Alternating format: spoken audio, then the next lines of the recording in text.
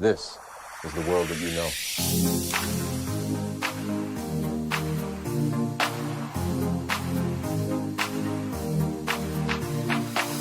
This is news from North Carolina Public Radio, WUNC. Early in-person voting got underway this morning. I believe in freedom, liberty, and I come from a communist country, and I disagree with Joe China. Good morning, everyone. It is now 8 o'clock sharp, and the polls are open. They cheered at doors open on day one of voting in Raleigh. Across America, 15 million had already cast an early ballot before them. Voting is important, and believe me, for the nightmare that we've suffered in this country for the last 4 years, it's very important for me to be here. This is your last chance.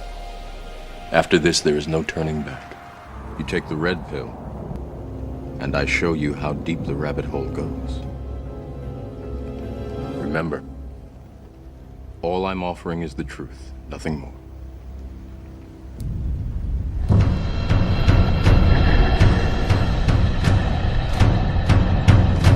Democrats invited it. I just don't even know why there aren't uprisings all over the country. Maybe there will be.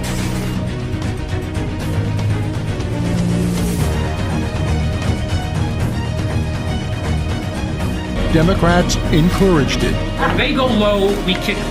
That's what this new Democratic Party is about. Get up in the face of some Congress people.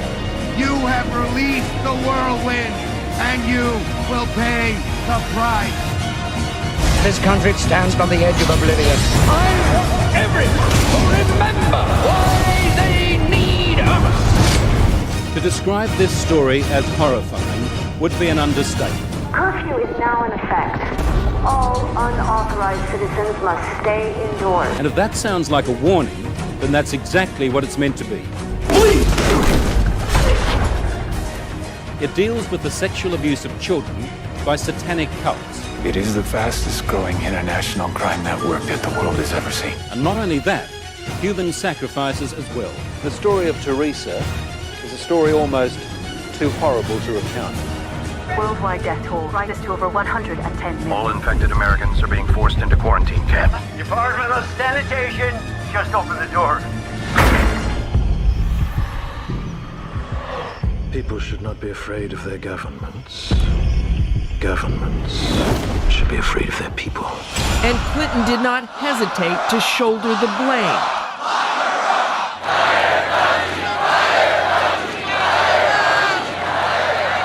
You can hear there is a chorus of boos and other chants from this Trump crowd here in Tampa, Florida. They're saying things like CNN sucks, go home, and fake news. Wolf, obviously, all of those things are false. We're staying right here. We're going to do our job.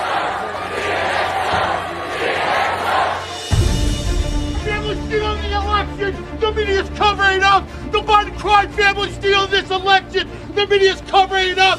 The Biden crime family stealing this election. The media's covering up. We want our freedom for the world. Give us our freedom, Joe Biden. Joe Biden's covering up this election. He's stealing it. Look at this. The role of declaring the winner of a presidential election in the U.S. falls to the news media.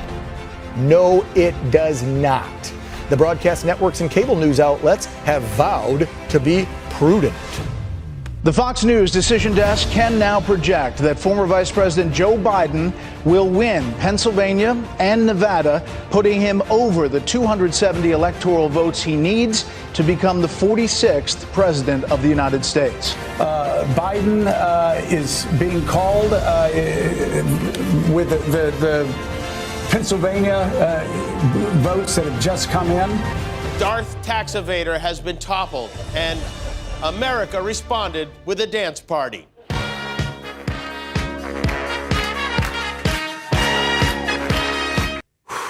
So even with thousands upon thousands of uncounted ballots,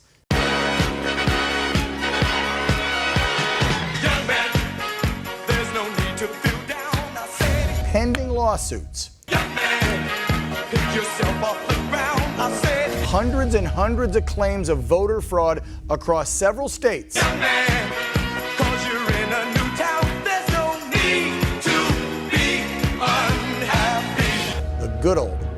dog lamestream media and the Biden campaign decided to just move forward and claim victory.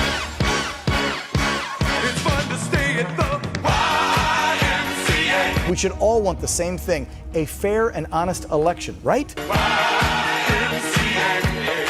If we rush through this process, disregarding all that has come to light, then we are no better than a third world communist country that conducts rigged elections with no concern for the voting public. They have everything for your men to enjoy. That's right. You think so?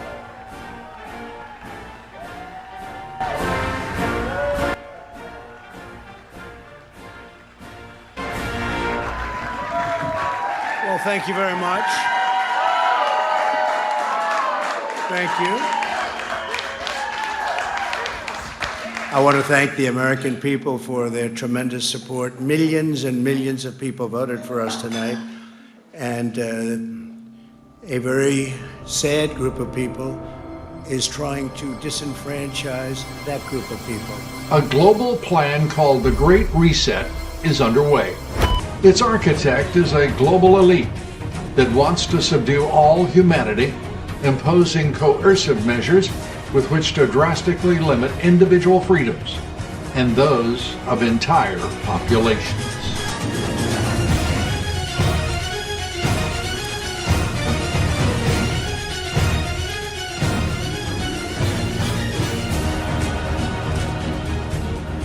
Normally you would expect to see a smooth curve going up, not any big spikes.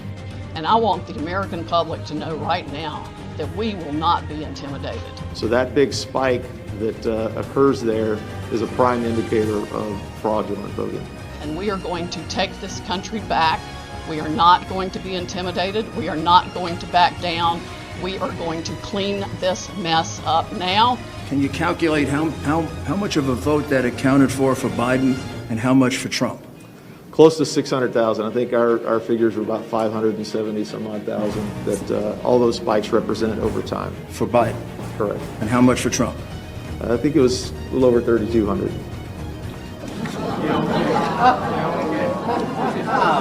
President Trump won by a landslide. We are going to prove it, and we are going to reclaim the United States of America for the people who vote for freedom. We have put together, I think, the most extensive and inclusive voter fraud organization in the history of American politics. And we won't stand for it. I'm going to release the Kraken. Our problems are man-made, therefore they can be solved by man. And you know, I used to be on the other side of things, in case you didn't know. And man can be as big as he wants. No problem of human destiny is beyond human beings. This sounds like political presidential talk to me, and I know people have talked to you about whether or not you want to run. Would you ever? Man's reason and spirit have often solved the seemingly unsolvable. And I led a very nice life. But I also love our country. And we believe they can do it again.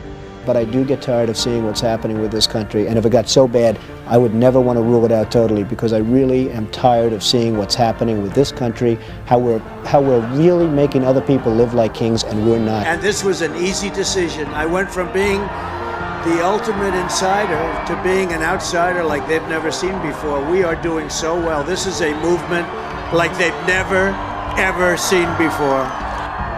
Today's ceremony, however, has very special meaning. Okay, to give you the strength to have the courage to trust in the plan for the next 6 months, because you're going to see overwhelming proof. Because today, we are not merely transferring power from one administration to another, or from one party to another. Thank you very much, everybody. From the Oval Office tonight, President Trump with a wink and a tease. Thank you very much. You'll find out. But we are transferring power from Washington, D.C., and giving it back to you, the people.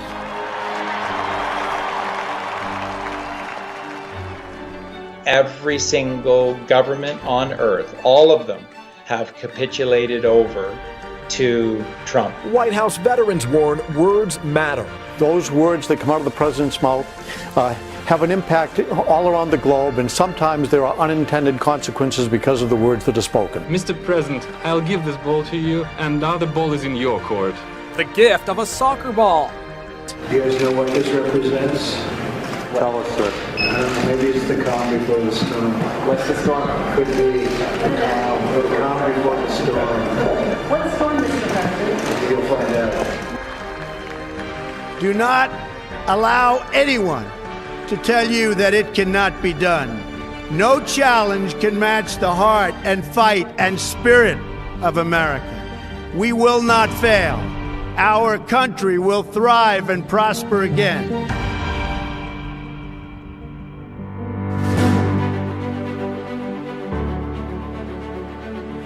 I got to say, 4 years ago, I was honored to come to America to bring the Brexit message, the message that you can beat the establishment. And that is what Donald Trump did. He beat the pollsters, he beat the media, he beat all the predictions. And here's the worst bit, they've never forgiven him for it. They've never, ever forgiven him. They have spent 4 years trying to delegitimize him. 4 years of the Russia hoax. 4 years of the false impeachment. Most human beings under that barrage would have given up. This is the single most resilient and bravest person I have ever met in my life.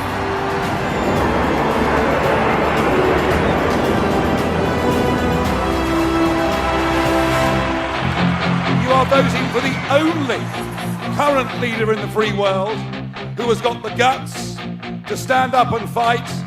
It's just chaos all the time. It seems like he's the commander of the chaos. To fight for patriotism, to fight against globalism.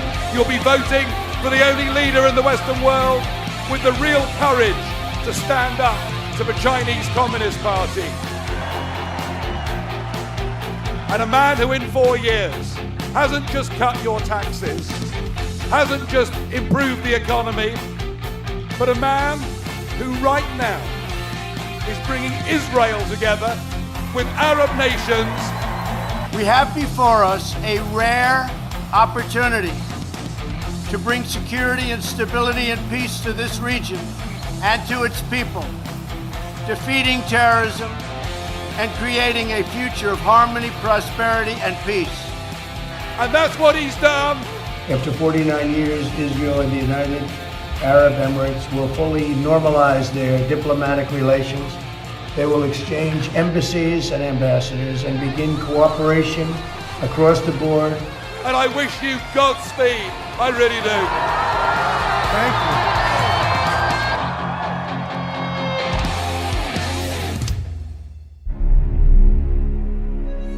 This is going to be the proof for you. And he took 6 months to clean house, clean the swamp in Washington. The White House insisting President Trump never tips his hand. We're never going to say in advance what the president's going to do. We need to be tough at times, but you can't get everything done by putting people in a corner. Tonight, the former reality TV star turned president is leaving American allies and adversaries with a cliffhanger. You know, it's not about I win, you lose. The other thing is, when you look at the Congress, though, it's like 24 hours since John McCain was put to death. And that was the summer of 2017, and that's where this whole story I'm going to tell you today begins.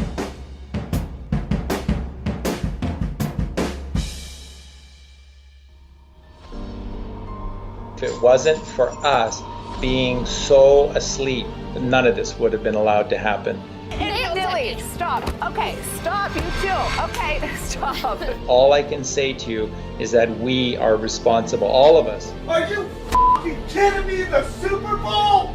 The next 6 months are an opportunity. It's an opportunity for all of you to become the kind of hero that you've always wanted to be in your eyes. Our agency has a very good reputation for finding people. No offensive on the backside. We're going to have to cover that 2 and 3 corner. U.S. Marshals suit up to get to work. They're looking for someone on the run, but not a dangerous criminal. We're going after children. Well, CBS 46 cameras were there during this mission, and our Megan Packer takes us inside Operation Not Forgotten. Trust in the plan that there are good people fighting against the sickest, most evil people in the creation of evil. Come on. There are good people out there. You get up and be part of this.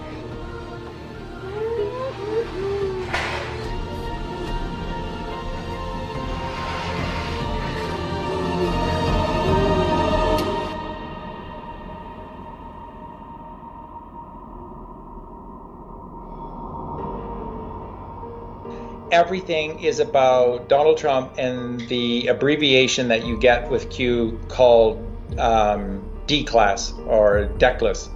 DECLAS is code or an abbreviation for D-Class, and D-Class is short for declassified. So the main people behind all of this have been the NSA. Phone in your pocket right now might be a government spying device. Access to everything about you. As soon as that information became available, a group of people within the military said, this is our chance. The NSA's Security and Counterintelligence Directorate, also known as the Q Group, is the agency's internal police force. They're basically the cops or the police of the NSA. Their main job is to make sure that, their many analysts and officers and program managers are not targeted by foreign intelligence services. There is a moment in time, and we must act upon this. So I think Joe Biden and the Biden family are compromised. Obviously, I've referenced that I held a Q clearance. You're briefed on compromise and who you're able to talk with and deal and do business with. 50 years from now, our great-grandchildren will look back and say, what a beautiful history we wrote together. The minions who are running things for whoever is hidden in the background. Mr. President. What these minions don't seem to get is that they're just as vulnerable as we are.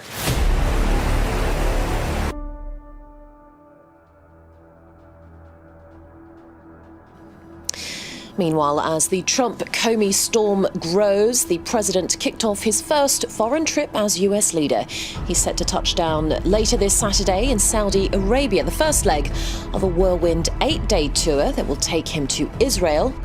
And then he went to Saudi Arabia first because he needed to. There's a reason he went to Saudi Arabia first. All eyes are, of course, on Trump as he takes his first steps as head of state on the world stage. All believe it was the Crown Prince at that time. Now, he got right into the whole adrenochrome thing. What is this shit? That stuff makes pure mescaline seem like ginger beer, man. Adrenochrome. Adrenochrome?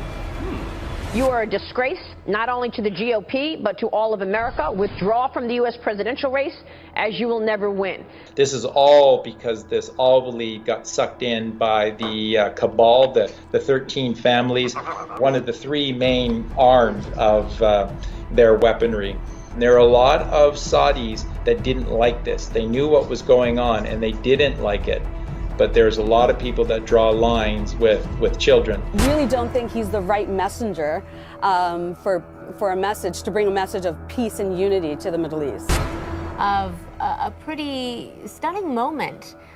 Jim was talking about the publicity of this. Well, Saudi King Salman presented that to the president. It's a gold medal. The collar of Abdulaziz Al Saud is what it's called, and it's the nation's highest honor. What is the symbolism there? What is the intention as he gives him that honor? Because already what we are seeing, the grandeur of this welcome, is so different from what we've seen with past presidents. When Trump arrived in the summer of 2017, he laid out all of the documents. That's what they did to everyone. They had folders, and the folders had all the documents. These are some of the 33 Haitian children an American Baptist group allegedly tried to unlawfully take out of the country on Saturday. Annalberia is a small village with a painful past. All of these girls are victims of trafficking. There were photographs, They came with discs, CDs, and DVDs, and the CDs and DVDs had fantastic production value, and it had all of their footage doing the most horrific things. The NSA has it all on all of these people. This was, quite a surprising move here by Prince Mohammed. I mean, most of all, this arrest or detainment of al-Walid. We're talking about weeks after Trump came and on his visit in July of 2017 to Saudi Arabia. After Trump left, that's when the arrests happened. Early in November, something happened that many Saudis would have thought unimaginable. From their homes across the country, dozens of the kingdom's richest men, including members of the royal family, were swept up and detained in the gilded cage of Riyadh's Ritz-Carlton Hotel.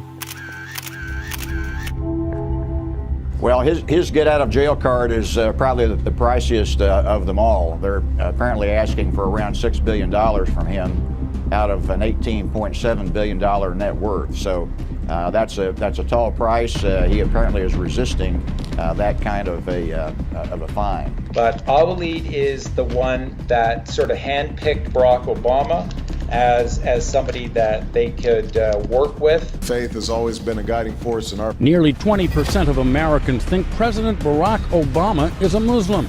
This according to a recent poll by the Pew Research Center. About 1/5 of Americans are not willing to even accept a man at his word when he says, I'm a Christian. You are absolutely right that John McCain has not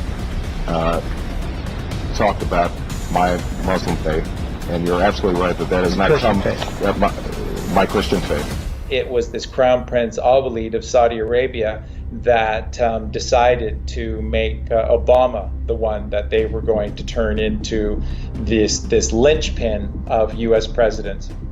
I, Barack Hussein Obama, do solemnly swear, to the best of my ability, preserve, protect, and defend the Constitution of the United States. So help you God? So help me God. Congratulations, Mr. President. And al-Walid was arrested, taken down, and in his place was bin Salman. And bin Salman is somebody who was not okay with what al-Walid was doing. Now, this is absolutely the truth. What happened the second day? The second day, the Crown Prince and the King both submitted publicly control over Saudi Arabia to Donald J. Trump. And how do you know this? Because they publicly held this sword dance ritual, which is a very, very big deal to the Muslim culture. And only the king holds the sword. Who's at the very center, at the top of the podium, and who everyone else is around in support of? Donald Trump is holding the sword. This is Saudi Arabia publicly capitulating, and in one of the photos that we have, it shows the Saudi king, and he looks like he's about to die. He's in so much pain at what's going on here. They just handed over the keys to Saudi Arabia to Donald J. Trump. So what is important to note is that where Trump went next, he went with Saudi as part of his team. So you need to understand, it's not just that he didn't go there and take them down and that they're never going to do it. No, they're now working for him. They're part of this team. They're part of the Q plan now. You need to wrap your heads around this. Direct from Riyadh, President Trump took the first official flight. And then the days that followed, Trump left Saudi Arabia and went immediately to Israel. Defeating terrorism and creating a future of harmony, prosperity, and peace. But we can only get there working together. There is no other way. Mr. Trump has already disappointed many Israelis. He promised to move the US embassy from Tel Aviv to Jerusalem, his next stop. However, all the signs are that won't happen now. One thing, in fact, we can just see there, just let me stop by saying we see President Trump there wearing a skull cap, a kippah, in fact, as it's known in Hebrew, being taken to the Western Wall by the ultra-Orthodox rabbi in charge of the location. And clearly he's been asked to look at text as such, explaining the importance of the wall. What is also very interesting for viewers is the fact that he's actually standing with his wife, because men and women are actually separated in front of the wall. Do you remember how angry most of you got when you saw those pictures of Donald Trump at the Wailing Wall?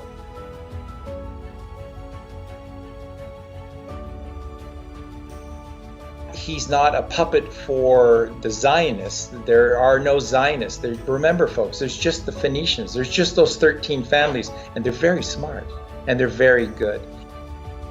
And he sat down with everybody in front of the camera and behind the cameras, the people that are really in power, and he laid it all out on these minions. They were balking at him, even though he showed that the Saudis had signed over, and the Israelis were balking at Trump and were not prepared to sign over. And that's why Trump stayed an extra day. Trump was not going to leave Israel without them capitulating to him. Jerusalem, the ancient city claimed by 3 of the world's great religions, now central in a dispute pitting President Trump and Israel's prime minister against most world leaders. The president telling the heads of Israel, Egypt, Jordan, Saudi Arabia, and the Palestinians today he will recognize Jerusalem as Israel's capital, an unprecedented move breaking with U.S. policy since Israel was created. And the sort of the how do you know moment is after visiting the Wailing Wall, Israel publicly submitted allowing the United States to move their embassy to Jerusalem. But the president will not move the U.S. embassy from Tel Aviv to Jerusalem right away, despite a campaign promise. We will move the American embassy to the eternal capital of the Jewish people, Jerusalem. This is symbolic. It is a symbolic act to show who has the power, even in the Holy Land. And we extend a hand in friendship to Israel, the Palestinians, and to all of their neighbors. May there be peace. May God bless this embassy. May God bless all who serve there. And may God bless the United States of America. Thank you. Step number 2 of the journey completed.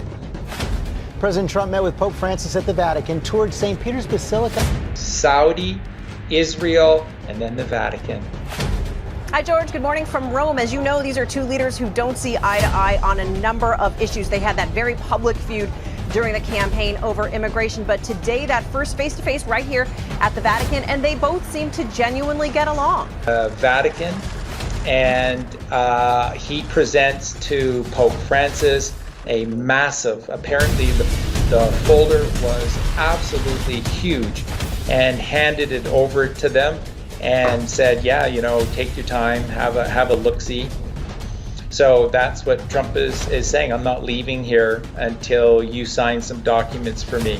It took the Vatican that night, and the next day they capitulated. When you see Pope Francis with a world leader and he meets a lot of them, it's easy to read into it. He doesn't have much of a poker face, I guess, but here he is with German Chancellor Angela Merkel, happy. Here he is with President Putin, not too thrilled. See him with President Obama, laughing it up.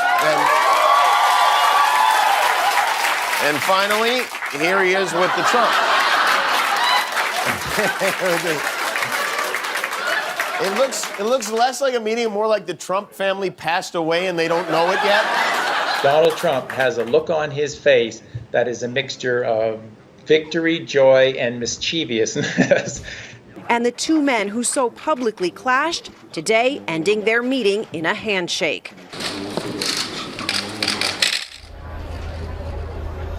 Yeah, so there were no cameras inside for the meeting between the president and the Pope, but we are hearing a little bit about what they discussed. They talked about the situation in the Middle East. They talked about the protection of Christian communities around the world. A number of international affairs issues talked about here today. And they symbolically signed off. Now, what did the Vatican have to do to sign off? You see, the Fed is controlled by a certain group within the Catholic Church. Who went forth and spread the teachings of Christianity? The Jesuits! When is a central bank not a central bank? When is a private bank public and a public bank private? Sound mysterious and full of secrets? Well, that's the Vatican Bank. Is in 1929 they hit a deal with Mussolini, the head of the fascist state. He recognized them as a real country, that little piece of land, and in return gave them about $1 billion in today's money, compensating them for the loss of the Papal States. They said, what do we do with $1 billion? We're clerics, not financiers. They hired a guy who was a brilliant financial whiz, Bernardino Nogaro. He came in. He understood arbitrage, he understood offshore banking, he understood how to move hard assets around, investments in real estate, and he started to do that. In the middle of World War II, he said to the Pope, I need a bank. It's not enough to have correspondent banks. We need to move our money off the radar so the British and Americans can't follow what we're doing, because they were playing both sides. The Americans and Brits they were investing in, and the Germans and Italians. They didn't know who would win.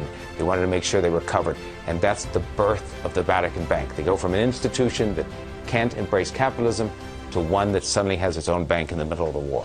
They were in control of the Fed. So Trump did not leave until Pope Francis issued a papal bull announcing that by a certain date, the Vatican Bank, which was in charge of all, was the head executor, the exchequer of all of the earth-wide Federal Reserve banking systems in each country, would be handed over to one Donald J. Trump.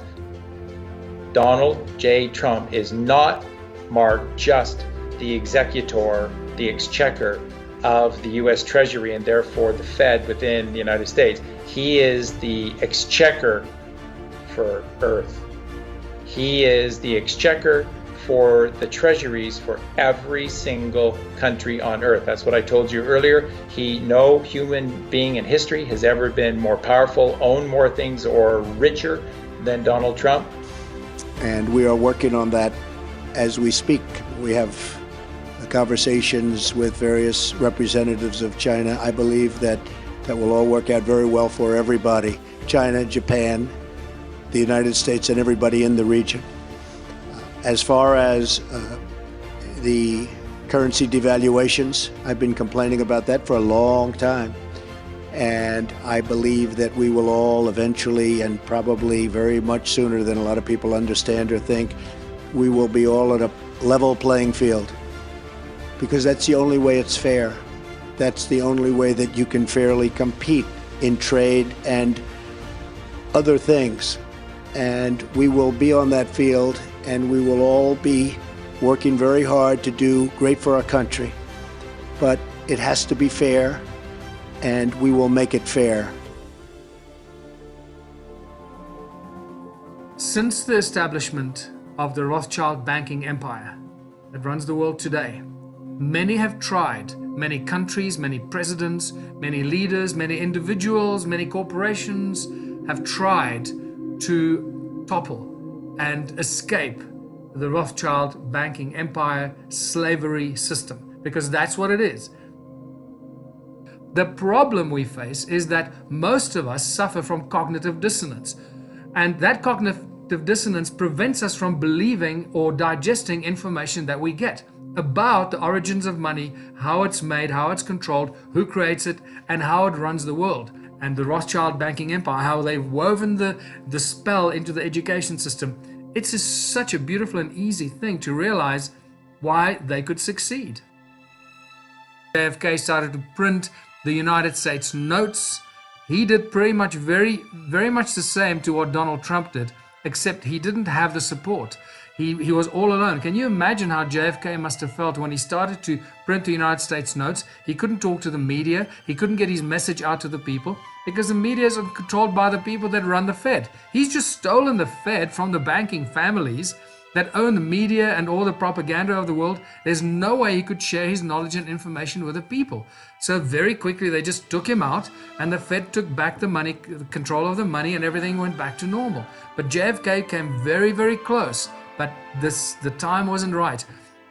The international media, the network that we have today, the social media, the internet, is a far more conducive environment for any leader of a country to be able to do such a thing, because the moment you do it, the entire global propaganda machine through the mainstream media will come down on you like an unimaginable pack of terriers, and they will rip you apart. And that's pretty much what's happening in the USA right now. I just told him I've got to come over and see the fake news. Let's go. What do you have, John? Journalists that we have in our media did a disservice to themselves, actually more than they did to this country. They did a disservice to themselves because they displayed an arrogance that is unprecedented. We have to just go around them. We just have to go around them, and we have gone around them like nobody in history has ever gone around them. So let's come back to Donald Trump and what he did. Donald J. Trump, the President of the United States right now, was the first individual that managed to outsmart the bankers. He did it quietly, stealthily, and without any fanfare or global news or reporting on it. He took over and basically nationalized the Federal Reserve Bank of the United States. Now I'm going to sign this, and it's a great honor. $6.2 trillion. I've never signed anything with a T on it. I don't know if I can handle this one, Mitch. We can't chicken out at this point, can we? I don't think so, huh? All right, thank you all. So Donald Trump simply brought the Federal Reserve Bank into the Treasury Department, and nobody realized what was happening. But I wanted that to be a nice signature.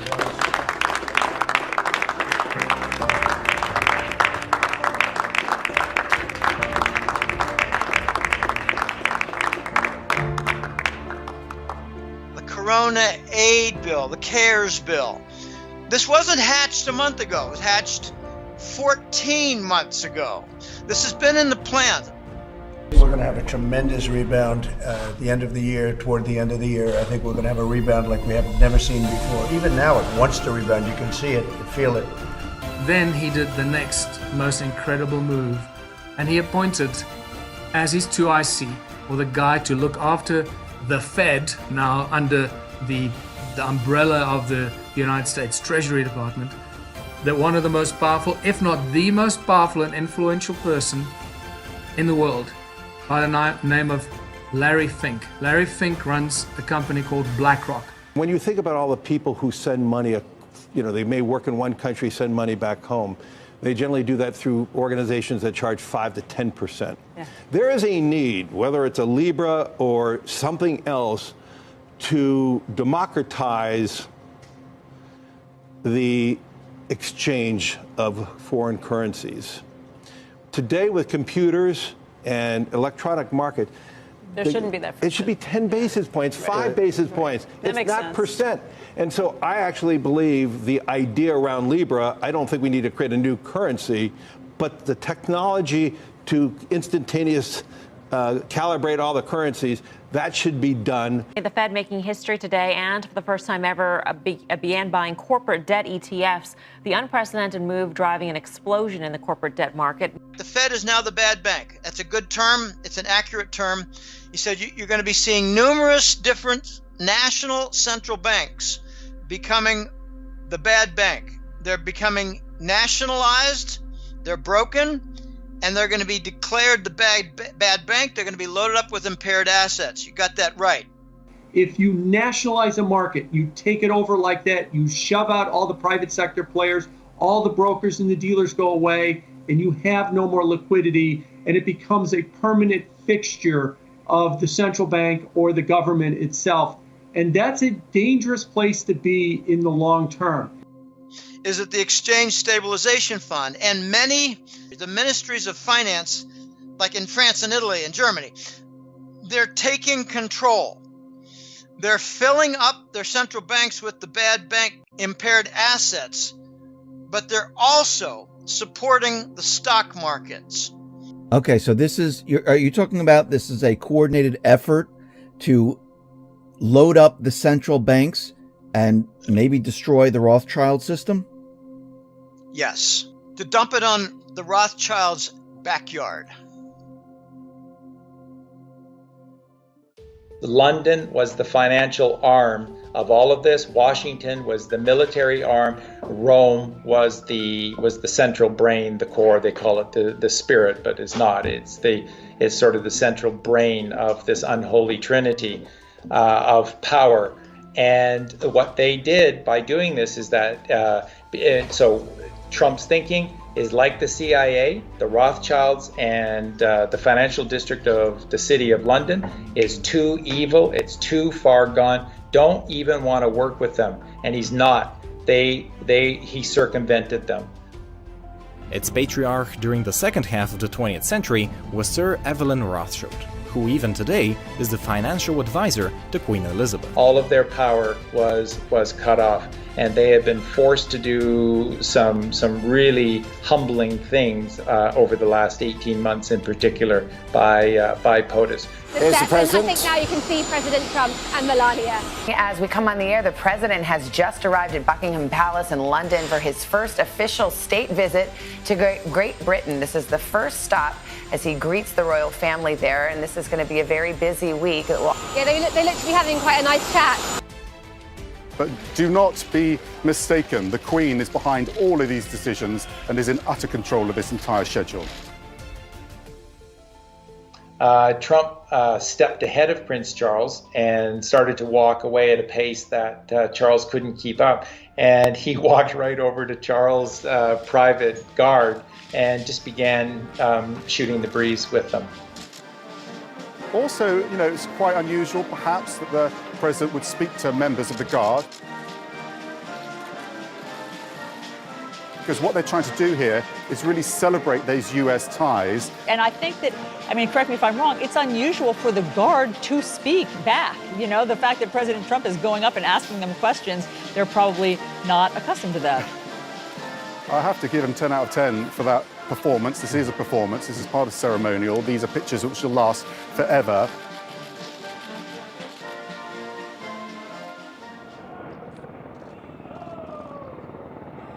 I was asked to have tea with the Queen, who is incredible, by the way.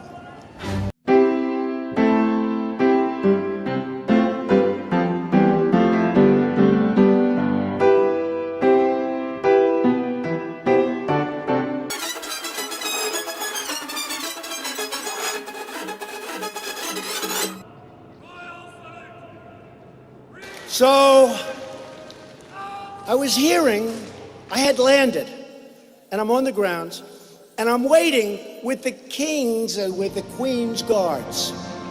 Wonderful people, I'm waiting. And then he purposely came late. So I was about 15 minutes early, and I'm waiting with my wife, and that's fine. Some can't believe it was actually going to happen, but Donald met the Queen. Yeah, there's that exasperated side again. So here we go. This was at Windsor Castle just about 25 minutes ago. Donald and Melania arriving to meet Queen Elizabeth for tea. What do you think is going through her mind right now? And when the Queen welcomed the President and First Lady Melania to Windsor Castle, she wore this diamond palm leaf brooch. Turns out it's the same brooch her mother wore on a very sad day, at the funeral of Elizabeth's father, King George, in 1952. But I'm a little early. So I then go up and meet the Queen, and she is fantastic. If you were watching this broadcast, she stood there, waiting. Yeah. For I don't know how long. She's 92, I guess they didn't coordinate schedules very well. Like, I don't know, maybe Donald was running a few minutes late, but yeah, she was standing there for probably a good 10 to 15 minutes waiting. Sir, we weren't late. So here was the story by the fake news. This is an NBC News special report. The president was 15 minutes late for the Queen. Wrong.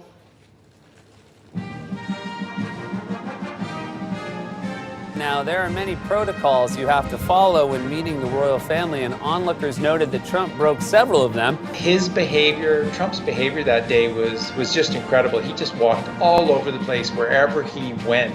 Walked in front of the Queen. Yeah, so they're standing there. The camera angle is amazing when it gets. Here we go. So she's confused. She's move like, over there. "Okay, Go move over there. that way. I want Go. you to go Start there." walking. Is it- So then he starts to walk in front of her. In front of you? Queen Elizabeth? So now she's like, wait, I'm just feeling that. Oh, now she's got to figure out what to do around him. Where'd she go? Where'd she go? Is she behind me? That's just...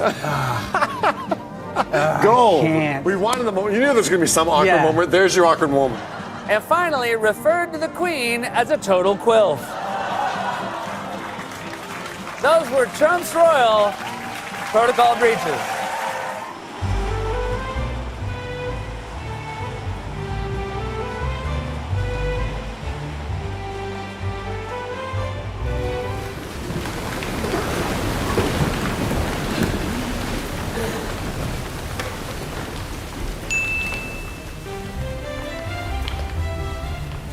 This is where the Queen will arrive in a short while. But first of all, we have the Crown arriving.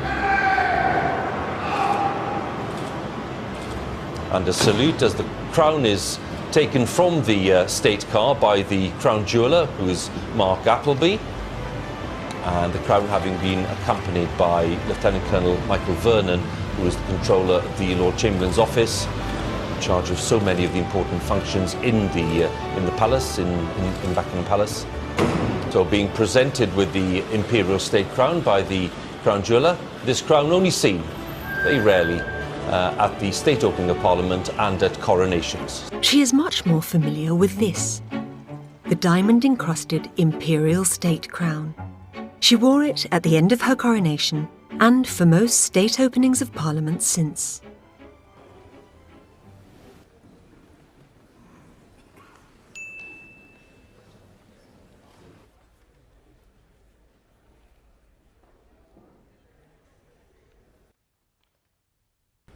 My Lords and members of the House of Commons, my government's priority is to deliver the United Kingdom's departure from the European Union on the 31st of January. My ministers will bring forward legislation to ensure the United Kingdom's exit on that date and to make the most of the opportunities that this brings for all the people of the United Kingdom.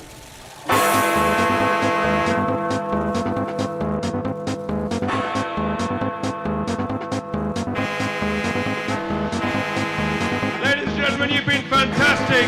We couldn't have done this without you. Thank you so much indeed. Believe it or not, we're no longer a member of the European Union.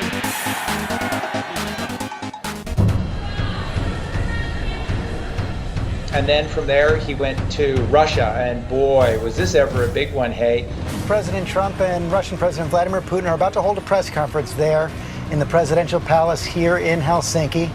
After finishing a round of meetings that began about 45 minutes late this morning, the two leaders got together and after a handshake, sat down one-on-one for about 2 hours. No one else in the room, no aides. After that 2 hours, which was a little bit longer than scheduled, the presidents then met with a broader group of aides at a working lunch. I'm hearing that there's a feeling that there was very little chance of success, that the meeting lasted for more than 90 minutes because, like John said, there wasn't a ton of prep that went into this. Even the number twos at the major departments, my sources tell me they didn't even have a chance to meet before this. So the idea that they would be spending so much time in there is not a great thing. Traditionally, leaders in a bilateral would spend about an hour together. Putin has a soccer ball. It was a gesture of friendship after the historic summit. Mr. President, I'll give this ball to you, and now the ball is in your court. The gift of a soccer ball.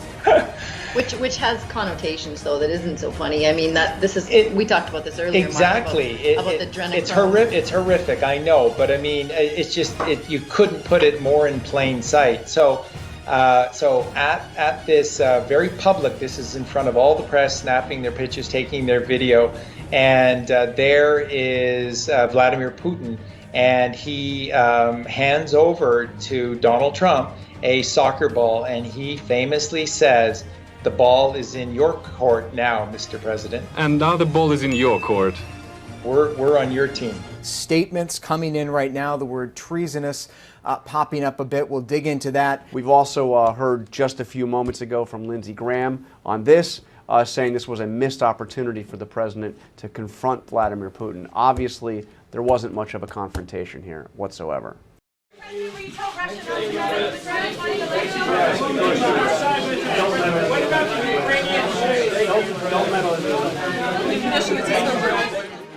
All smiles to begin with. Dmitry Medvedev taking his seat for the president's State of the Nation address. His face not giving much away as the president outlined a series of constitutional reforms which would shift the balance of power in Russia, potentially providing a role for Vladimir Putin when his presidential term expires in 2024. Hours later, this surprise announcement.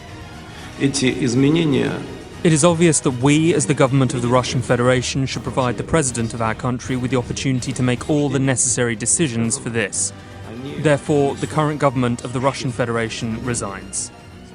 The government will stay on for now, but Mr. Putin has already picked a new prime minister, the head of the Federal Tax Service, Mikhail Mishustin. He's not a political heavyweight. It's clear who'll be calling the shots. He made clear today that he was not angling to stay on as president. The reconfiguration, I think, is aimed at taking away power from the presidency and empower other institutions of Russian government management. Reports are coming in that Russian President Vladimir Putin is set to step down from his position in January, with concern that the 68-year-old may be battling with Parkinson's disease, with Putin over the last few months keeping a very low profile on the international stage. Now, at this hour, the Kremlin is denying the report.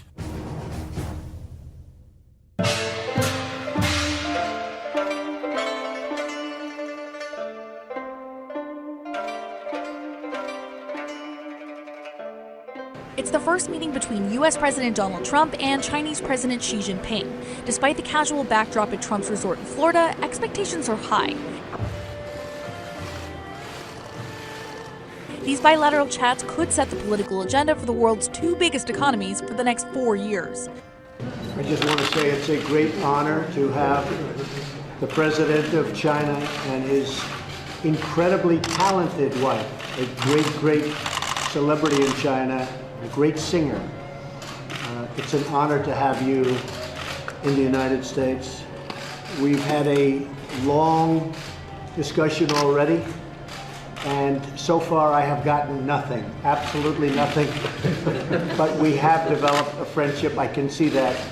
And I think long term, we're going to have a very, very great relationship. And I look very much forward to it.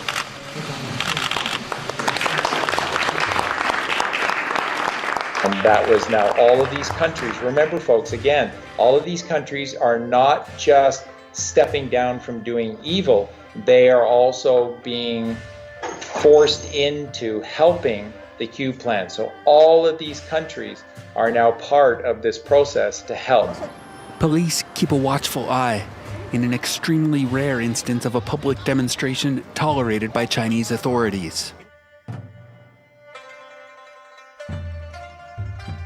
Now, the next stop was China. The president coming here as the Chinese tout his visit as a state visit plus. It is the most crucial stop he'll make during this 5-nation tour. All right, we have to come back to the Capital International Airport of Beijing, where Donald Trump and his wife Melania are stepping out of the plane right now. And this is President Trump's first visit to China as the President of the United States. For this state visit, a red carpet welcome. Rows of children greeting President Trump and the First Lady for his first visit to China as Commander-in-Chief. The Chinese are pulling out all the stops. They're going to have all the lavish dinners, the bilateral meeting with President Xi Jinping, all of the grandeur, the pomp and circumstance that you'd expect for any state visit. But they also said they're going to be adding some personal touches. So he's going to be taking a tour of the Forbidden City. President Trump, the world's most famous capitalist, alongside China's Communist Party ruler, President Xi and their wives. There have been reports that he's going to be the first American president to actually be hosted by President Xi or by a Chinese president in the Forbidden City. So that is also another personal touch. I would say China 5,000 years it goes back. Seems to be 5,000 years. Right? 5,000 at least. So this is your original form very much. Yeah, it really is.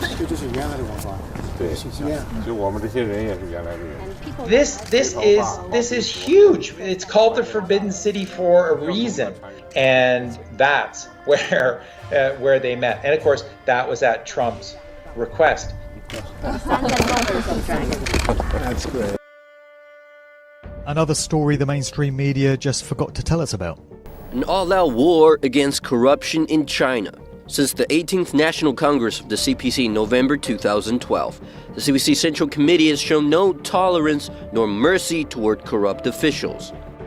About 182,000 officials nationwide were punished in 2013, 13.3% more than in 2012.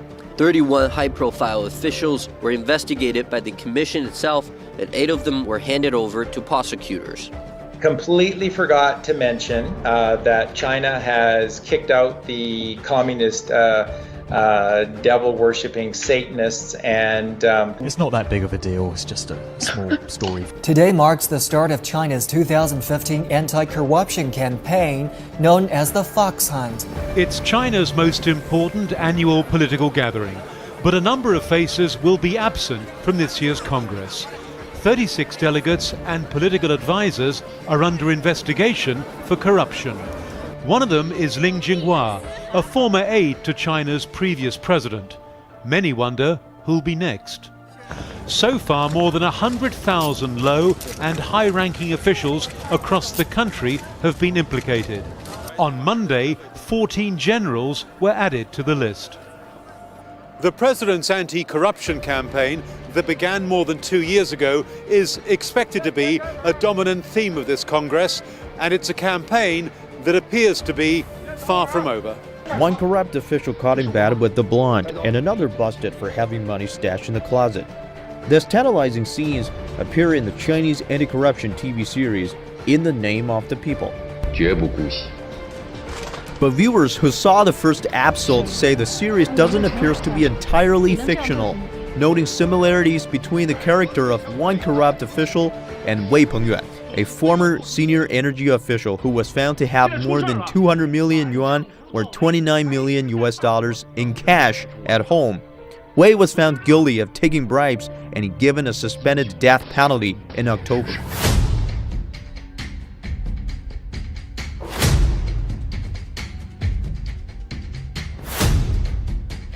Let's also introduce you to the man doing the dirty job for Xi Jinping. Chen Yixin, a protege of the Chinese president. His name has appeared far too often in the Chinese press this year. Chen was sent to Wuhan to control the virus, and now he's being asked to control China's security apparatus. He is leading a new round of evictions. He was appointed as the deputy head of a central government group, tasked with controlling the pandemic. Chen knew the city well. He had served as the party chief of Wuhan. His hands are full under Xi's leadership. He serves as the Secretary General of the Central Political and Legal Affairs Commission, the top law enforcement body of China. It oversees police officers, prosecutors, courts and prisons. And Chen is best poised to lead the purge in the state security apparatus. In July, China's state-owned wire service sent out this dispatch. China to rectify problems in political and legal organs. This was a cryptic announcement of a new round of cleanups. In Chen Yixin's own words, he is thoroughly removing tumors from China's justice system, going after the so-called corrupt officials like a surgeon would scrap poison off one's bones. Xi is projecting this as part of his anti-corruption drive. It is indeed time to drain the swamp in Washington, D.C. If I'm elected president, I will push for a constitutional amendment to impose term limits on all members of Congress. They've been talking about that for years. Decades of failure in Washington and decades of special interest dealing must and will come to an end. Last year, a Chinese government-backed think tank in Beijing produced a report that assessed all 50 of America's governors on their attitudes towards China. They labeled each of you friendly, hardline, or ambiguous. I'll let you decide where you think you belong. Someone in China already has. Many of you, indeed, in that report are referenced by name.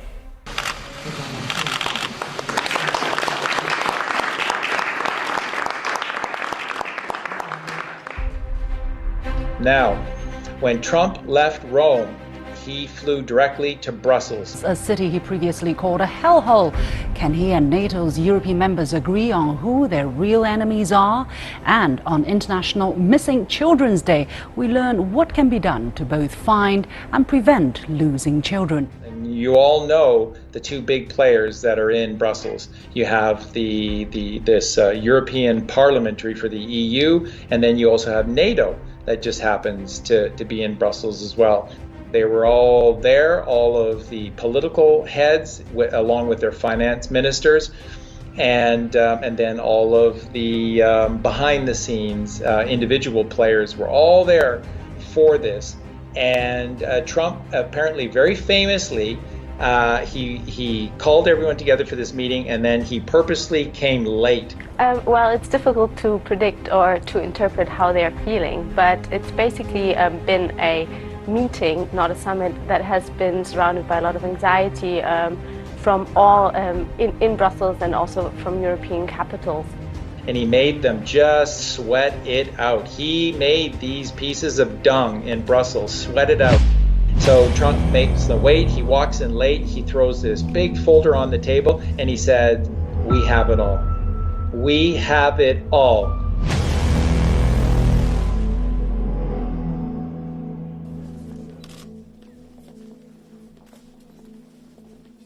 And in short order, those little rats, those little cowards, they all capitulated in very, very short order. And there was a whole bunch of things that occurred in the following days from there, including the EU backing down on Brexit. No more financial contributions, no more European Court of Justice, no more common fisheries policy, no more being talked down to, no more being bullied, no more Guy Verhofstadt. I mean, what's not to like? I know you're going to miss us. I know you want to ban our national flags, but we're going to wave you goodbye, and we'll look forward in the future to working with you as sovereign. If you disobey the rules, you get cut off. Could we please remove the flags?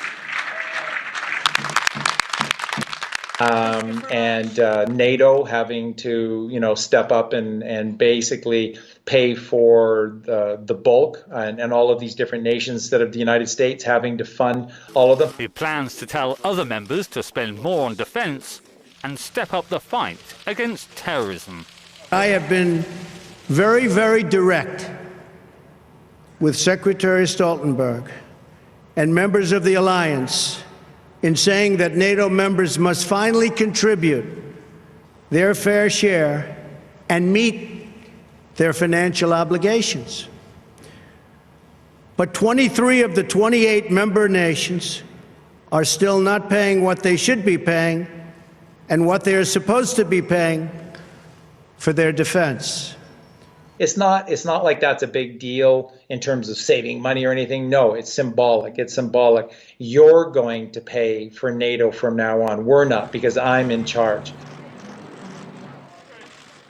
So when the photo op came for this famous meeting in Brussels, Trump again came late.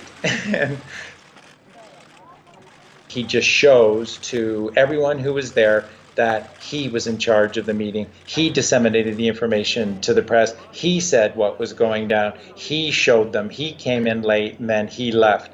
And he owns the EU and NATO. That's why they've done everything they've done ever since. Now, in October of 2017, there was an attempt on the life of the new Saudi crown prince. Yeah, if you look at the map, Jake, it gives you an idea of why this was so deadly. Hundreds of our fellow citizens are now mourning the sudden loss of a loved one. This little operation that was set for him in Las Vegas was taken down at the last second, and he was protected.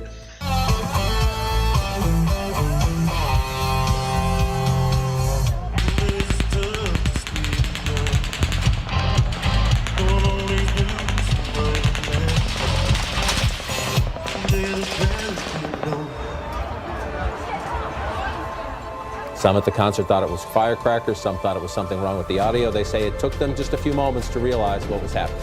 What happened at this Las Vegas battle? Hey, you guys, get down! Go that way! Get out of here! There's gunshots coming from there! Bin Salman was saved by the U.S. military through the intel received by the NSA, and then given to Bin Salman by Trump. He was asked to take on an even bigger role, and he agreed to do it. He basically was saying to Trump, anything, my brother, anything, my brother.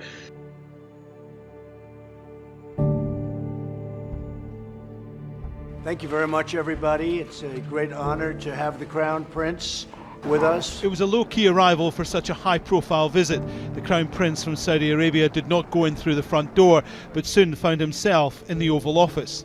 And there, US President Donald Trump addressing mainly a domestic audience. On Trump's behalf, Bin Salman went to all of the major corporations, and in particular, the media companies, so Google, Apple, Twitter, Facebook, Microsoft, all of these main companies were all targeted by Bin Salman.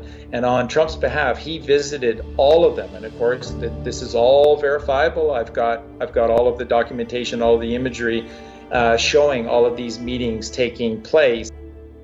And this is Bin Salman essentially helping Trump to do all of this work for him.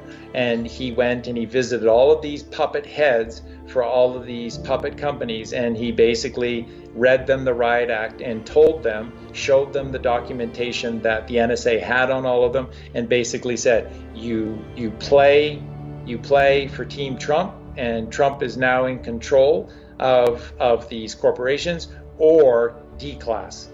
All of this information will be declassified one by one, and each one of you will be offered up to the masses as a child murderer.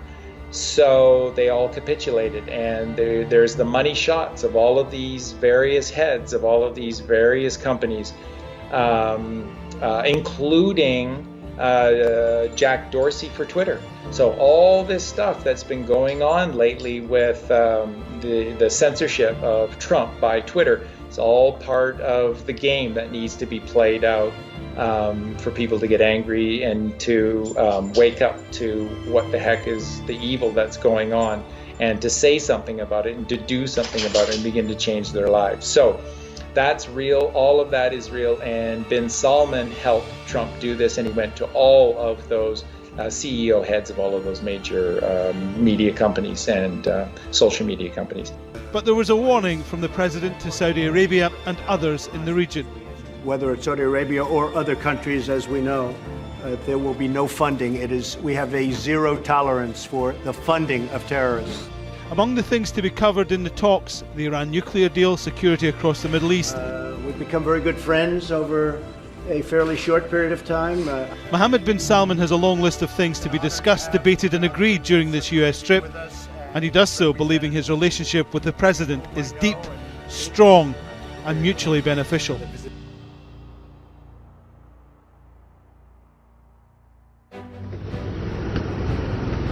US President Donald Trump has touched down in Davos, Switzerland for the World Economic Forum, which he will address for the first time. The world is witnessing the resurgence of a strong and prosperous America. I'm here to deliver a simple message. There has never been a better time to hire, to build, to invest, and to grow in the United States. Now, this is a big one for me, and boy, you talk about going into the lion's den at Davos, Switzerland. Do you guys remember this? This is January of 2018. This was quite a big deal. Soros was there as well. Clearly, I consider the Trump administration a danger to the world, but I regard it as a purely temporary phenomenon that will disappear in 2020 or even sooner. It's very exciting to be here. We're very happy to be here. The United States is doing very well. It'll continue to do well, and this will be a very exciting 2 days. Thank you very much. We've all heard of Davos and the World Economic Forum. That's that gabfest that takes place every January in the beautiful Swiss town of Davos. And apart from all the lovely pop stars and movie stars who jet in on their private Learjets, all sorts of major corporations and governments, including ours, send delegates to this flash red carpet economic event every year. I will always put America first, just like the leaders of other countries should put their country first also. But America first does not mean America alone. When the United States grows, so does the world. President Trump is the first US leader to visit Davos since Bill Clinton in 2000. And at this meeting, you're talking about the biggest international corporations in the world. This is it. These are the key players. Well, I just want to thank everybody. The receptivity that we've had and the United States has had being here has been incredible. Sitting around this table are some of the greatest business leaders in the world, some of the greatest companies in the world. Probably I can think of no other place or time where you'll have executives of this stature. And these are the biggest, most evil corporations that are at this meeting at Davos, Switzerland. It was called by Trump.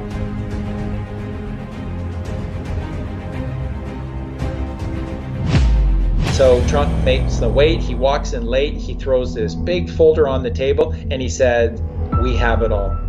We have it all." I just want to say that there's been a lot of warmth, a lot of respect for our country.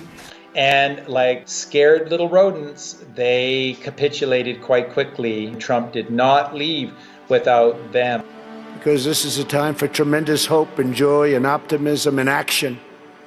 But to embrace the possibilities of tomorrow, we must reject the perennial prophets of doom and their predictions of the apocalypse. I'm afraid we are literally at the last hour, and there is real urgency for action. With the urgency required, I hope, ladies and gentlemen, you will join me to drive a new Marshall-like plan for nature, people, and planet. They are the heirs of yesterday's foolish fortune tellers, and I have them, and you have them, and we all have them. This pandemic has provided an opportunity for a reset. Wars, famines, plagues, events that affect the vast bulk of humanity, as this virus has, they don't just come and go. My name is John Barry. I'm Professor of Green Political Economy at Queen's University, Belfast. The pandemic has cancelled the future, but that's okay. It was a pretty bad one anyway. We see these moments as the time to learn and to improve on the world that went before. And that's why this government will build back better.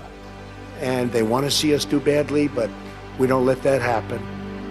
They predicted an overpopulation crisis in the 1960s, mass starvation in the 70s, and an end of oil in the 1990s. These alarmists always demand the same thing: absolute power to dominate, transform, and control every aspect of our lives. The COVID-19 crisis has shown us that our old systems are not fit anymore for the 21st century. It has laid bare the fundamental lack of social cohesion, fairness, inclusion, and equality. In short, we need a great reset. We will never let radical socialists destroy our economy, wreck our country. Going in a very dark winter. Things are going to get much tougher before they get easier. Or eradicate our liberty. And as a result, we do need to close our schools for the coming days. America will always be the proud, strong, and unyielding bastion of freedom. In America, we understand what the pessimists refuse to see. And of course, a unique opportunity to reset our global agenda. That a growing and vibrant market economy focused on the future lifts the human spirit and excites creativity, strong enough to overcome any challenge by far. We're not just going to try to plaster over the cracks and put some props in where it's falling apart. His approach was to say, we're going to build it back better. They get off on delivering these speeches where they use code phrases like build back better, and they get reported enthusiastically in a lot of the media, and the media goes, oh, that sustainability sounds really great. It sounds like really eco-friendly. With a simple sleight of hand, they realized any disaster can be the perfect excuse to build back better, meaning build back greener, by using the money that should be going to disaster relief to instead subsidize the eco-Marxist, anti-capitalist UN agenda at the same time as making renewables investors very rich. Again, this isn't me saying this is them. People ready to work together to improve the state of the world. People who know that change is not just happening, but change can be shaped by us. The great scientific breakthroughs of the 20th century, from penicillin to high-yield wheat to modern transportation and breakthrough vaccines, have lifted living standards and saved billions of lives around the world, and we're continuing to work on things that you'll be hearing about in the near future. It's a Tesla tower. That even today, sitting here right now, you wouldn't believe it's possible. We have found the answers. To provide high-quality, affordable internet to essentially the entire planet. But we have found answers to things that people said would not be possible, certainly not in a very short period of time. The value is moving with the data, just right on top of each other. And that is a world that we can have, but not with the infrastructure you have today. So together we must go forward with confidence, determination, and vision. We must not be timid or meek or fearful, but instead we must boldly seize the day and embrace the moment. We have so many great leaders in this room, not only business leaders, but leaders of nations. And some are doing such a fantastic job. We work together very closely. We will draw strength from the glories of the past, and we will make greatness our common mission for the future. Together we will make our nations stronger, our countries safer, our culture richer, our people freer, and the world more beautiful than ever before. Above all else, we will forever be loyal to our workers, our citizens, and our families, the men and women who are the backbone of our economies, the heart of our communities, and the soul of our countries. Let us bring light to their lives one by one and empower them to light up the world.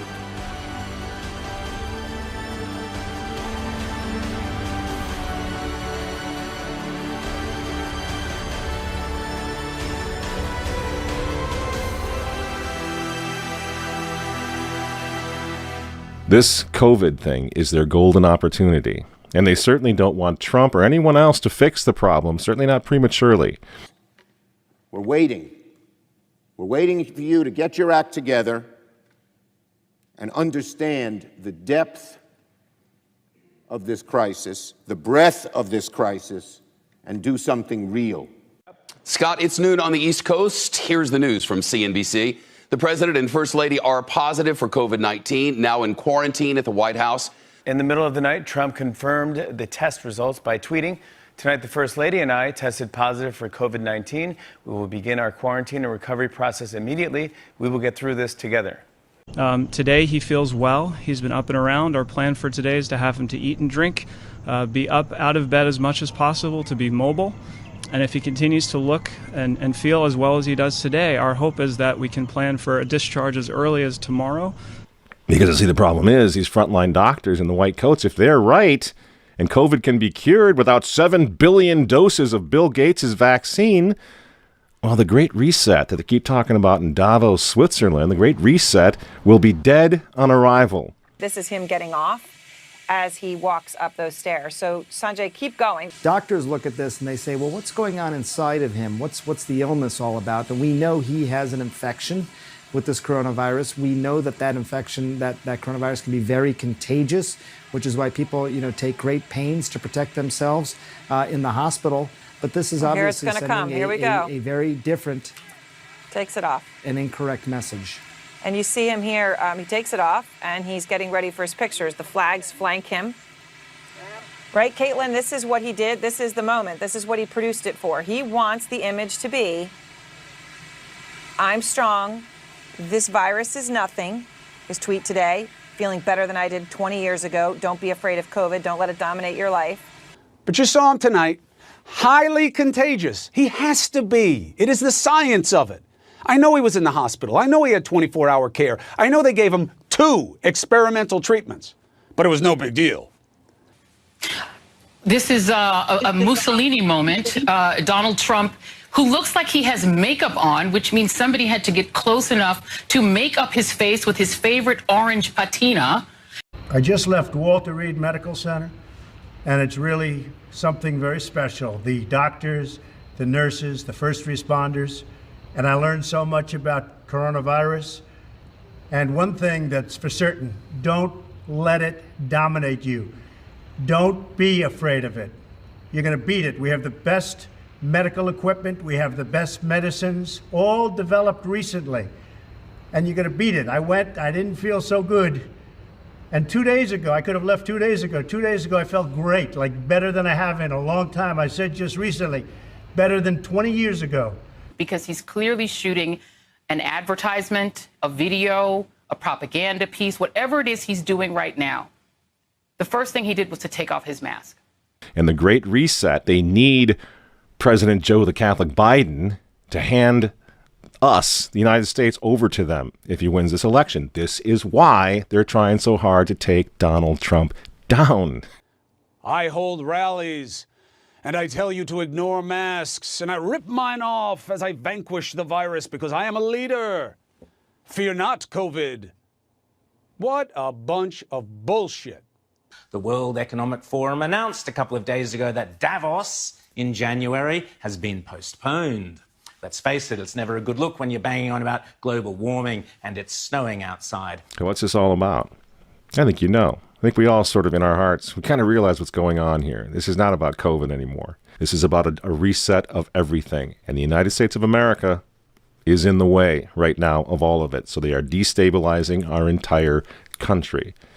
The Great Reset, then, politically, economically, it wants to implement massive socialist programs and, of course, global climate change along the lines of the Green New Deal. The regulation is going to be unbelievable. It's a hardcore leftist eco-horror show replete with quasi-fascism. I spoke a couple of weeks ago here about the disturbing trend among many of the world's left-wing elites to increasingly conflate COVID-19 with climate change. We will now start a quite high number of task forces to look at all the different issues, and we will present all those ideas to the people assembled in Davos. But at the same time, we will make Davos very different, very open, to ensure that we do not fall back to old recipes, but that we really look at forward-oriented solutions. Now, put aside for the moment that bloke looks like he's auditioning for the head of Smersh in the next James Bond movie. He is, in fact, Klaus Schwab, the founder and head of the World Economic Forum. He is a total whack job, in my opinion, and I'll get into that in a second. He's a big fan of drones, algorithms, and the Chinese Communist Party, and he believes there's a fourth industrial revolution underway that is changing what it means to be human. And he peddles this sicko fantasy that humans and machines will somehow merge in his green utopia. Bonkers, like I said, but this lunatic has some very, very powerful friends determined to push the Great Reset button along with him. Everyone's in on the Great Reset. Well, almost everyone. I, Donald John Trump, do solemnly swear. There's one guy who's got the power to do something to stop it, and you know exactly where I'm going. And they made a mistake. They tried to get Trump on their side, so they invited Donald Trump to Davos, I think a couple of times. But in January, when Donald Trump, I think, really began to see the beast that he was up against, he went to Davos, to the World Economic Forum, and he stuck a mega finger in their eye. We're committed to conserving the majesty of God's creation and the natural beauty of our world. But to embrace the possibilities of tomorrow, we must reject the perennial prophets of doom and their predictions of the apocalypse. These alarmists always demand the same thing: absolute power to dominate, transform, and control every aspect of our lives. We will never let radical socialists destroy our economy, wreck our country. 2 days after Donald Trump gave that speech, the 89-year-old leftist weirdo billionaire George Soros made an emergency intervention where, at Davos, once again, warning that the U.S. 2020 election will determine the, quote, fate of the whole world. For the Vatican, for Pope Francis, and for his friends at the UN, Donald Trump is the problem, obviously, friends. Clearly, I consider the Trump administration a danger to the world, but I regard it as a purely temporary phenomenon that will disappear in 2020. Do you get it? Do you see why there's so much hate for Trump? Because with all of his faults, again, he's the capitalist. He's not the globalist. He never will be one of them, which is why he pulled the United States out of the Paris Climate Agreement. Donald Trump pulled the United States out of the World Health Organization. That's Bill Gates and company. And now he's threatening to pull the United States out of the World Trade Organization. People say, yeah, well, Donald Trump got married twice. He's a bad guy. Really? He's right in the face of the demons on this, friends. Nobody ever said he was a saint. He's knocking the sacred cows of the United Nations down all over the world right now. The General Assembly routinely votes 185 against the United States on almost everything right now. And you remember, speaking of the United Nations, in November of 2019, again, right before COVID landed, Trump went to the UN, on the floor of the General Assembly, and he declared war on globalism. Wise leaders always put the good of their own people and their own country first. The future does not belong to globalists. The future belongs to patriots. And shortly after the speech at the UN, Donald Trump delivered, what do you think happened? The coronavirus was unleashed on the world, and Trump's booming U.S. economy went on life support. Do you think that was an accident? So when they tell you, when they tell all of us to stay home, wear your mask so grandma doesn't get sick, please understand what's really going on here. They don't care about your grandmother. You know what we do to fight back? Go to work. Go back to school. If you're healthy, take off the mask. And for heaven's sake, go back to church and pray that Trump wins in November. That's what the reset was on. That's what the Russia hoax was all about. That's what the impeachment hoax was all about. Don't you see? For 4 years, I've been trying to stop this man, because if he strengthens America, if he makes it great again, if he brings the economy back again, the reset won't happen.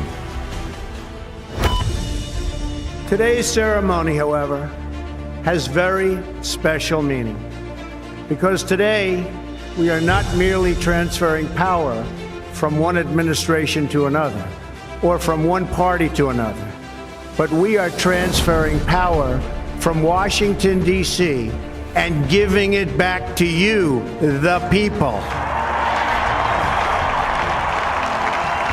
The New World Order is going to be set way back. Who knows when they're going to have another COVID opportunity like this one again, and they know it. January 20th, 2017 will be remembered as the day the people became the rulers of this nation again. So ask yourselves why they hate this man. These folks, these men, they hate God. They hate the unborn.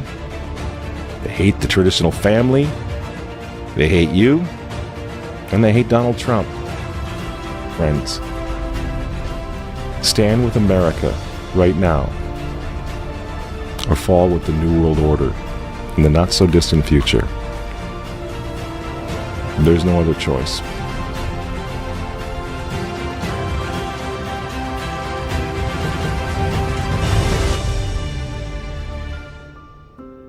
I, Barack Hussein Obama, do solemnly swear, to the best of my ability, preserve, protect, and defend the Constitution of the United States. So help you God? So help me God. Congratulations, Mr. President.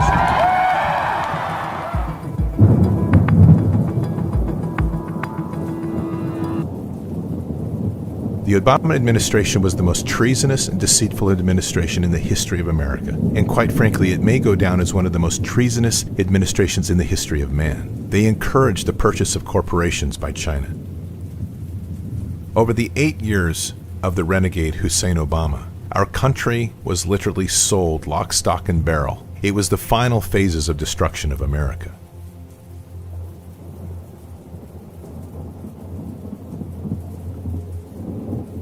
Over the 8 years, we saw a transfer of wealth and transfer of industrial base to China at an unprecedented level. And all of this ended with the expectation that Hillary Rodham Clinton would assume the final 8 years of presidency. Now, why do I say final 8 years? That was simply the mop-up phase. What most don't appreciate is when President Trump and the Patriots came to power, the country was already in control of China and the deep state. Keep in mind the Chinese Communist Party and the deep state are synonymous. That the whole world organization and headquarters was going to be shifted to China through a series of events that would have collapsed the dollar to a point where the world would have begged for a replacement currency. That replacement currency initially would have arisen as what they call a basket of currencies, or an SDR. And then from that, the yuan, the Chinese currency, would have become the predominant currency. For those that were thinking that America could fight back, it would have been impossible. The military had been so significantly compromised that we would have lost a conflict with China and potentially Russia, not because of our ability, but because all of our secrets had been given away. Our materials had been compromised. Our military would have been at the mercy of an enemy that already knew everything it was going to do and controlled it from within. Digital backdoors were put in through all of our electronics. China had access to our communications. They had access to our avionics. They had access to our satellites. This was all master planned over many, many years, but the culmination period was the 8 years of the renegade Hussein Obama. Thank you for this incredible journey. Let's keep it going. God bless you. God bless the United States of America.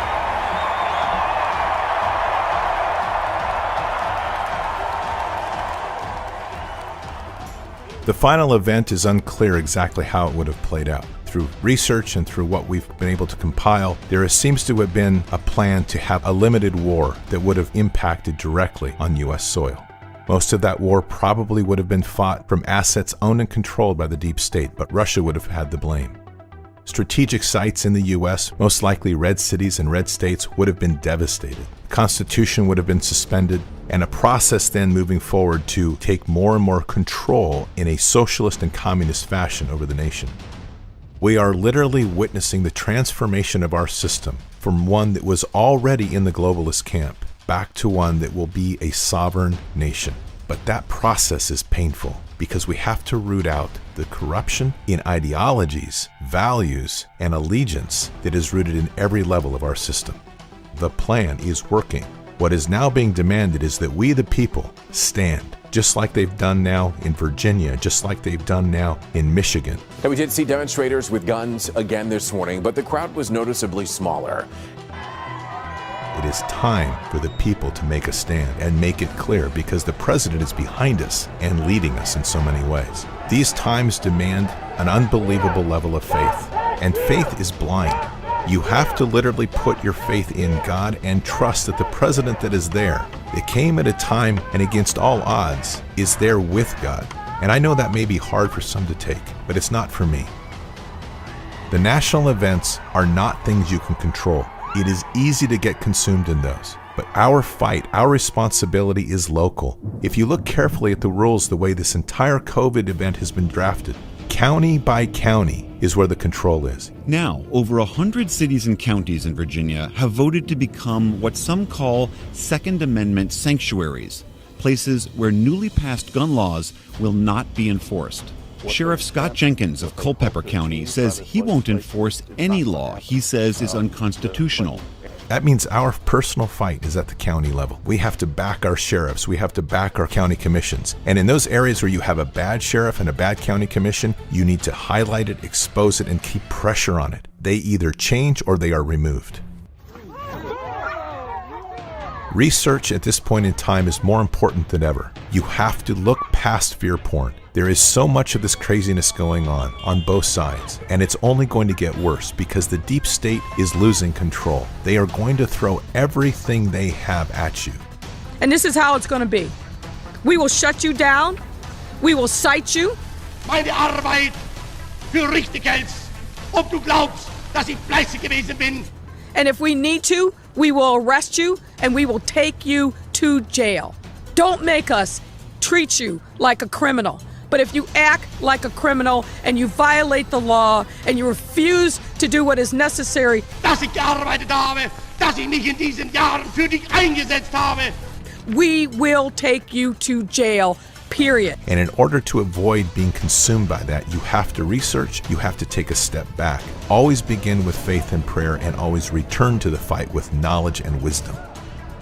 We need to build our faith and our strength with each other more than ever. So many people are beginning to awaken. Those that are awakened are now being called upon to reach across and help those that are beginning to see the light. We're literally witnessing a masterful plan of reveal that requires that President Trump put the enemy front and forward. The medical fraud in the data is tremendous. Unless humans stop dying, the lockdown continues because they're calling everything corona.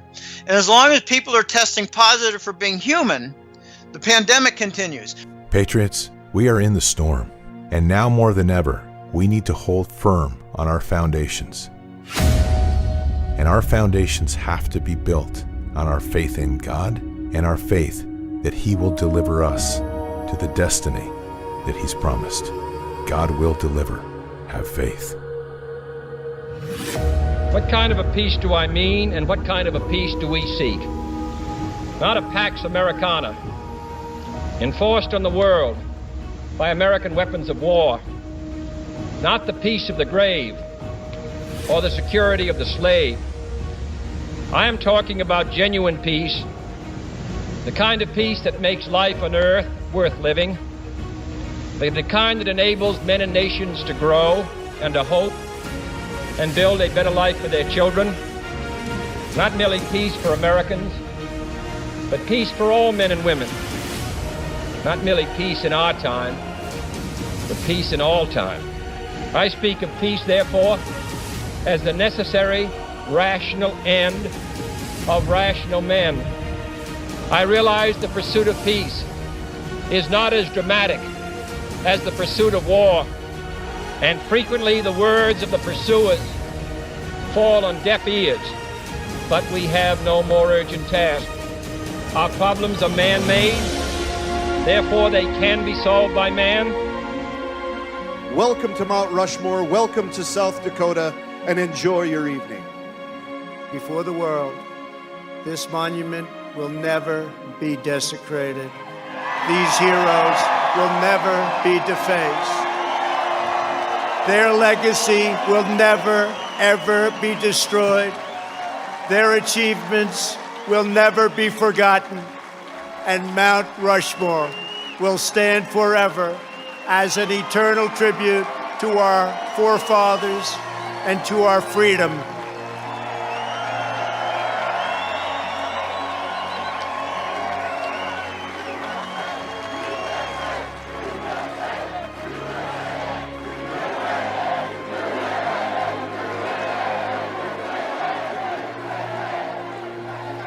We gather tonight to herald the most important day in the history of nations, July 4th, 1776.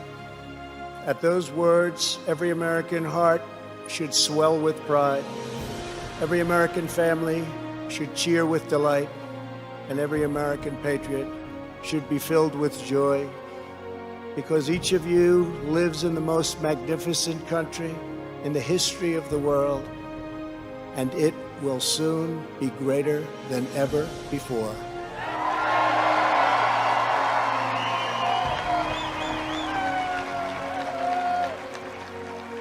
Our founders launched not only a revolution in government, but a revolution in the pursuit of justice, equality, liberty, and prosperity. No nation has done more to advance the human condition than the United States of America. And no people have done more to promote human progress than the citizens of our great nation. We will state the truth in full, without apology. We declare that the United States of America is the most just and exceptional nation ever to exist on earth. We are proud of the fact that our country was founded on Judeo-Christian principles, and we understand that these values have dramatically advanced the cause of peace and justice throughout the world. We know that the American family is the bedrock of American life. We recognize the solemn right and moral duty of every nation to secure its borders.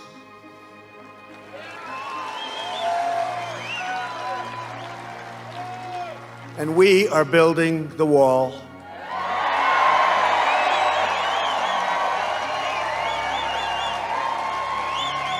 We remember that governments exist to protect the safety and happiness of their own people.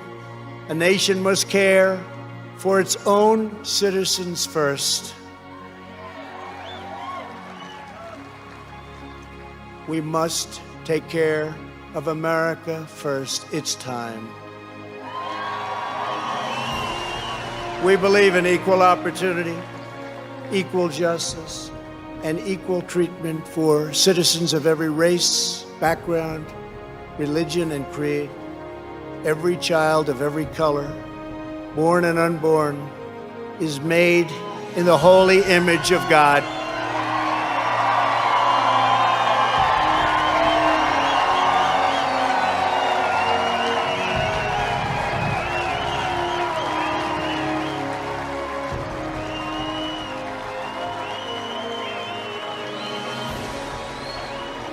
Above all, our children from every community must be taught that to be American is to inherit the spirit of the most adventurous and confident people ever to walk the face of the earth. Americans are the people who pursued our manifest destiny across the ocean, into the uncharted wilderness, over the tallest mountains, and then into the skies, and even into the stars. My fellow citizens, America's destiny is in our sights. America's heroes are embedded in our hearts. America's future is in our hands. And ladies and gentlemen, the best is yet to come.